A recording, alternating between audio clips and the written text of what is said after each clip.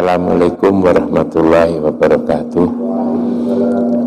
Alhamdulillahirabbil alamin, wassalatu wassalamu ala asyrafil anbiya'i wal mursalin sayyidina wa maulana Muhammadin wa ala alihi wa sahbihi ajmain. Amma ba'du, ibu-ibu dan bapak-bapak sekalian, kita banyak bersyukur kepada Allah. Dengan anugerahnya kita memiliki kekuatan, kesehatan, sehingga bisa menjalankan kehidupan ini sebaik-baiknya.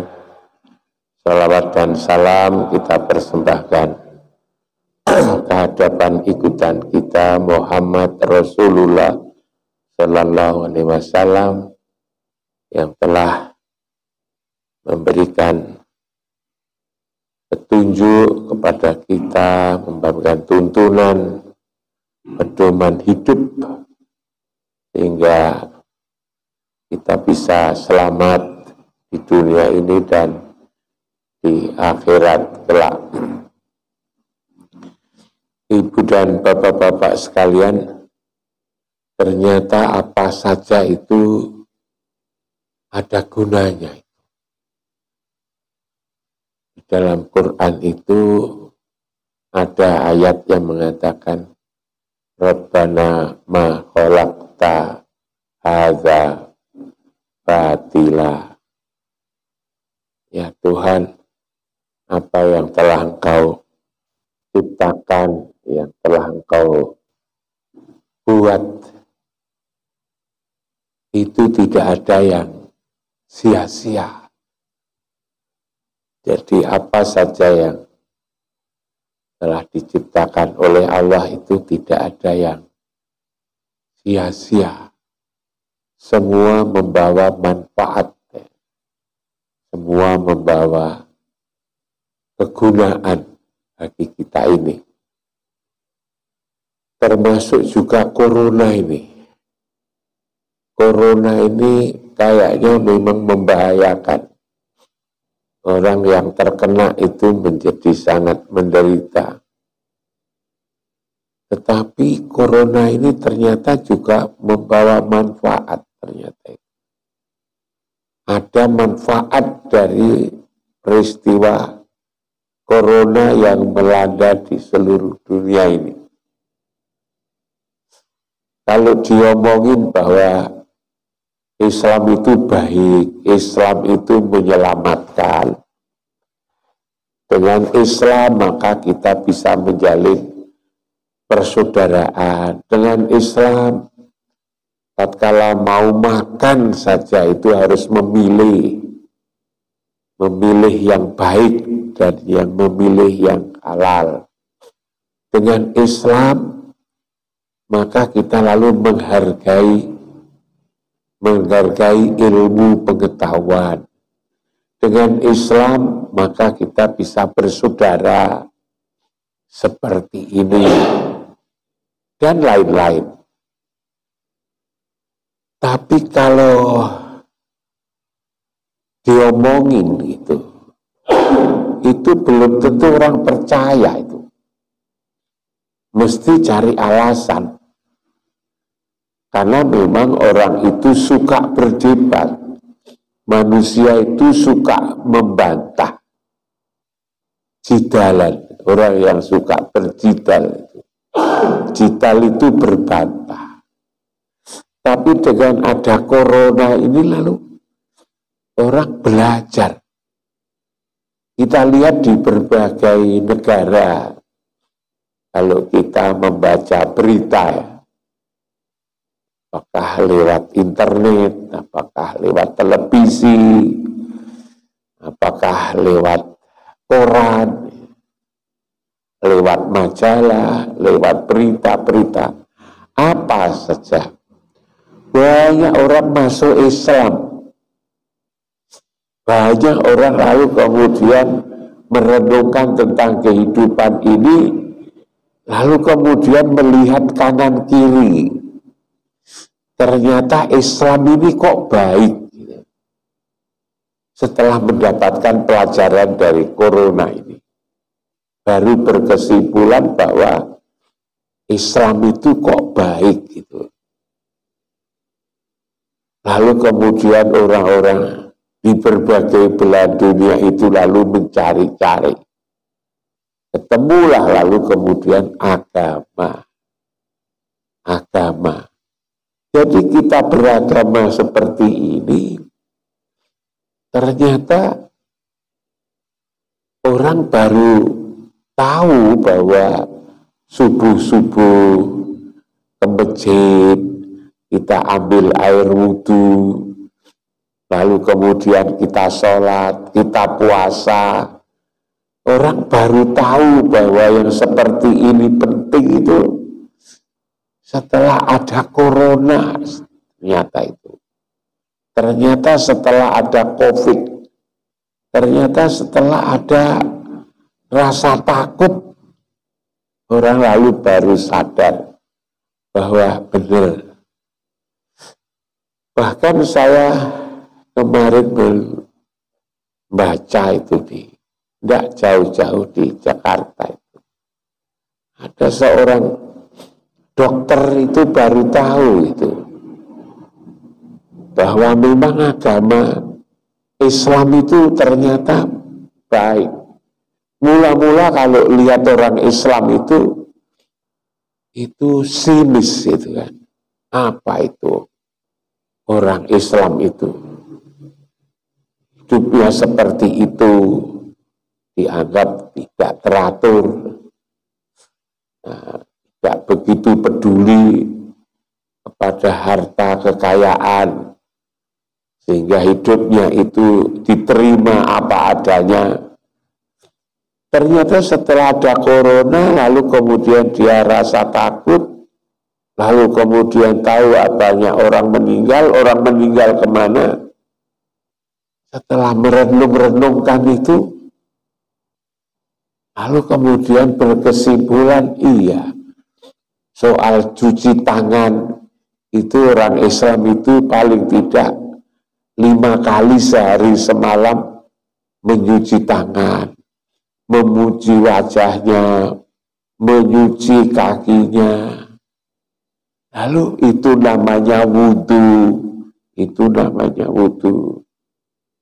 Orang Islam kalau gitu bersih, tidak saja bersih, tapi juga bersuci.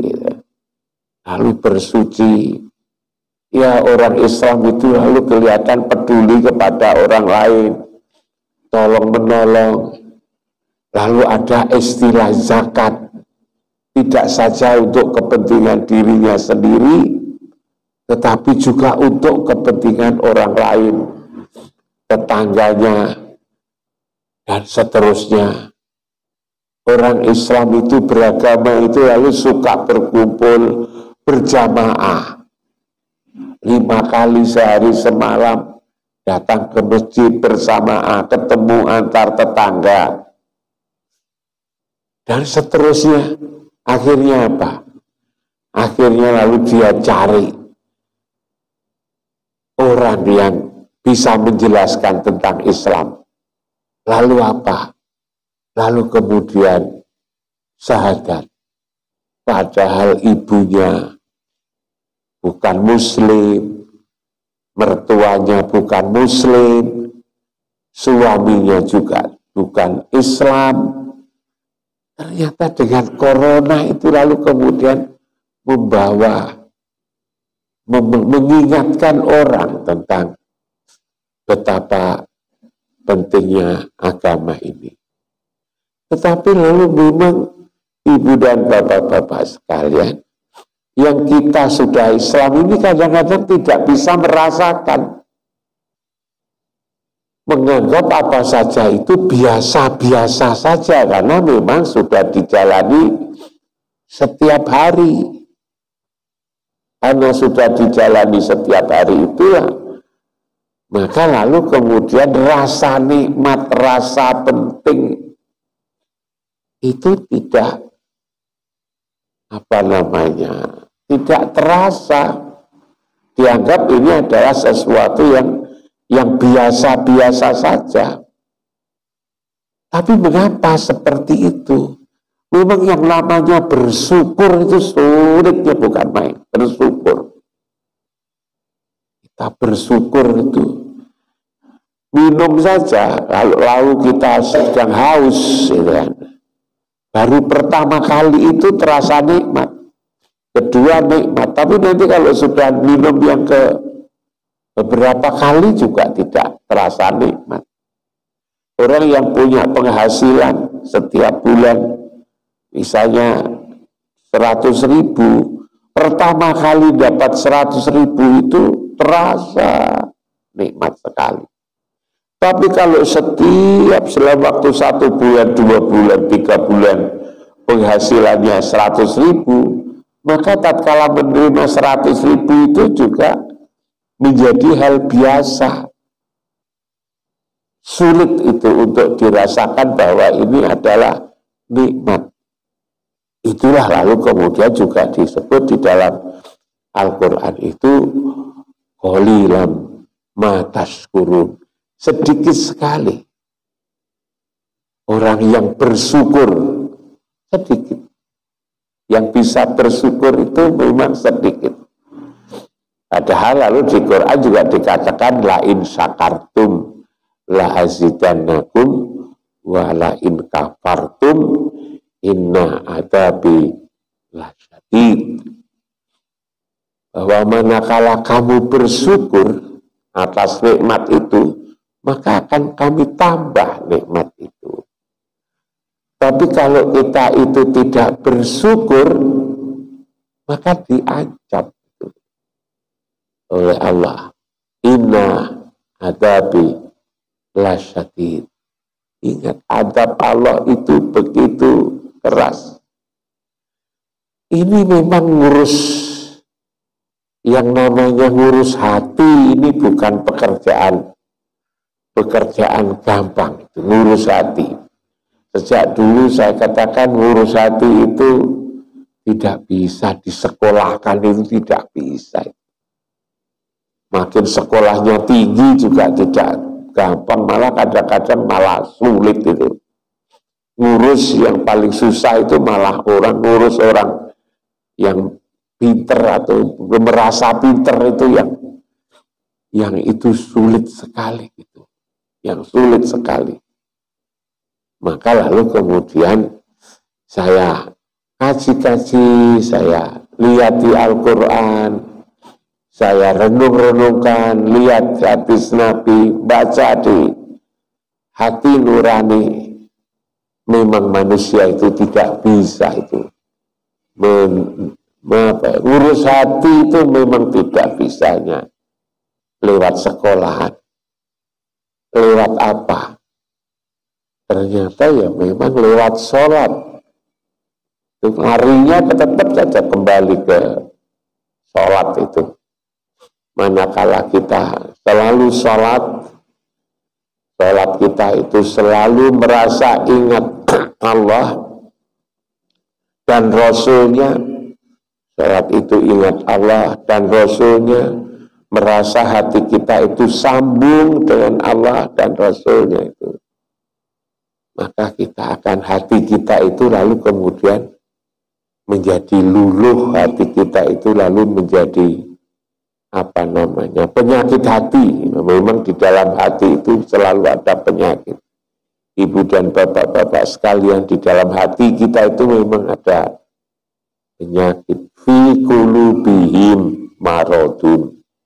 Di dalam dada itu, dalam hati itu ada penyakit. Dan penyakit itu tidak berkurang, tetapi malah bertambah. Tambah tua itu tambah. Fasadahumullahu maradun. Allah akan menambah penyakit itu yang ada di dada kita masing-masing. Lalu kemudian penyakit ini gimana caranya itu, penyakit itu? Menghilangkan penyakit itu gimana? Kalau si Gus Dur itu ada siiran tombo ati. iku 5 wernane, maca Quran angan-angan sak maknane, zikir wengi ingkang suwe, gelem luwe apan ing wetenge gitu kan. Wong kang soleh kumpulono gitu kan. Tombo ati iku 5 wernane, maca Quran angan-angan sak maknane. Ya itu betul itu. Itu lalu mendorong kita itu untuk mengkaji Al-Quran ini. Tetapi di dalam Al-Quran itu sebetulnya juga beri petunjuk sebetulnya. Bagaimana menghilangkan penyakit itu. Di Quran itu.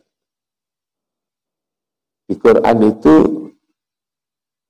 menghilangkan penyakit itu tatkala kita ini ada di tempat kita menyembah Allah.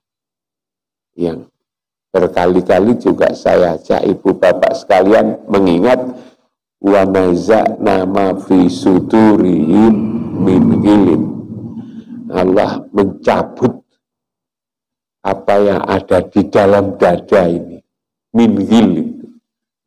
Penyakit iri, penyakit dengki, takabur, sombong, hasud, fitnah, merendahkan orang lain, dan seterusnya itu dicabut. Kapan nyabutnya itu? Di mana nyabutnya itu? Di situ ditunjukkan tempat tajri mintah tihal anhar. Di satu tempat di mana di bawahnya mengalir sungai, itu ya. Jadi ada tempat mencabut penyakit hati. Kalau penyakit fisik operasi itu di klinik, penyakit gigi di klinik, membersihkan gigi di klinik gigi. Kalau nyabut penyakit kaki, penyakit perut, penyakit apa di rumah sakit. Ya. Tapi kalau mencabut penyakit hati, ternyata tidak ada kliniknya ternyata. Ternyata tidak ada rumah sakitnya ternyata. Mencabut penyakit hati di mana? Itulah yang disebut dengan di kiblat kita ini. Itulah disebut di Baitullah itu yang ada Ka'bahnya itu, yang di situ Baitullah ditandai dengan bangunan Ka'bah yang berada di Masjidil Haram itu. Karena itu maka 5 kali sehari semalam kita diharuskan untuk ingat tempat itu. Berhakikat, merasa hati kita ada di situ, ingatan kita ada di situ. Dan kalau ingatan kita ada di situ, maka penyakit hati itu dicabut. Dan kalau penyakitnya itu sudah dicabut, penyakit hati kita ini sudah dicabut, maka kita menjadi sehat. Tatkala itu sehat, maka lalu kemudian dikatakan inna sholata tanha anil fasya wal munkar. Sesungguhnya sholat itu adalah mencegah perbuatan keji dan mungkar. Itulah tatkala kita pulang dari sholat, setelah selesai sholat, merasa ketemu Allah, maka dikatakan wujuhu yaumaidin nadhirah wa ila jadi tatkala kita setelah menghadap Allah, lalu kemudian kita merasa senang, penyakit hilang, maka wajah kita ini menjadi berseri-seri gembira telah melaksanakan kewajiban kita itu. Itulah ibu dan bapak-bapak sekalian. Tetapi kenapa sholat itu dilakukan secara terus-menerus? Ya karena kita berada di dunia ini. Di dunia ini selain di tempat yang aman, yang tempat aman itu yang berkali-kali juga saya katakan, di Baitullah itu, yang dikatakan, inna awwala baiti wudi'a linnas lalladzi bi Bakkata mubarakan wa hudan lil alamin fihi ayatun bayyinatun maqamul Ibrahim wa man takhalahu kana aminan. Itu tempat aman itu. Tatkala kita di luar itu, yang namanya iblis, yang namanya jin, yang namanya setan itu selalu saja menggoda kita ini. Kita sholat, jangankan kita tidak sholat saja itu digoda. Sampai lalu kemudian ketika sholat pun kita bisa lupa akan sholat kita ini. Nah, kita lalu kemudian 5 kali sehari semalam, karena berada di lingkungan yang penuh dengan godaan itu, yang iblisnya juga berwarna-warni, mulai dari yang digoda dengan harta, digoda dengan apa saja itu, keinginan-keinginan, maka kita mesti harus selalu mensucikan 5 kali sehari semalam ini. Jadi ibu dan bapak-bapak sekalian, ternyata saya katakan, saya ajak pagi hari ini untuk mengingat bahwa Rabbana ma khalaqta hadza batila, bahwa apa saja sesungguhnya yang kita temui ini tidak ada yang sia-sia, bahkan yang berbahaya sekalipun. Corona ini membahayakan, ini juga ada gunanya mengingatkan orang kepada agama, lalu mereka beragama. Yang kedua itu bersyukur. Memang bersyukur ini adalah sulit. Sedikit orang yang bersyukur. Mudah-mudahan kita diberikan kekuatan hati kita itu agar kita bisa bersyukur. Semua hal ini akan sulit karena memang bersumber kepada penyakit hati. Dan penyakit hati itu tidak bisa diobati oleh diri sendiri, apalagi orang lain, tidak bisa. Tapi yang bisa mengobati itu adalah Allah dan Rasulnya ini. Bagaimana mengobati? Mengobati tatkala kita sholat. Apa semua sholat? Ternyata tidak. Sholat yang khusyuk, yang kita ingat Allah, agar ingat Allah juga sulit kita ingat Rasulullah. Ingat Rasulullah sulit ingat objek, benda. Benda itu adalah Masjidil Haram. Di tengah Masjidil Haram ada Ka'bah, ada Baitullah di situ. Baru lalu penyakit hati kita ini dicabut oleh Allah. Saya kira itu ibu dan bapak-bapak sekalian, renungan di pagi hari ini di bulan puasa ini. Mudah-mudahan kita selalu istiqomah, diberi kekuatan oleh Allah agar kita bisa istiqomah, selalu mendekatkan diri kepada Allah dan Rasulnya. Dan dengan cara itu kita akan meraih keselamatan, kebahagiaan di dunia dan di akhirat. Semoga kita selalu mendapatkan ridho dan kasih sayangnya dari Allah dan Rasulnya. Sekian, Assalamualaikum warahmatullahi wabarakatuh.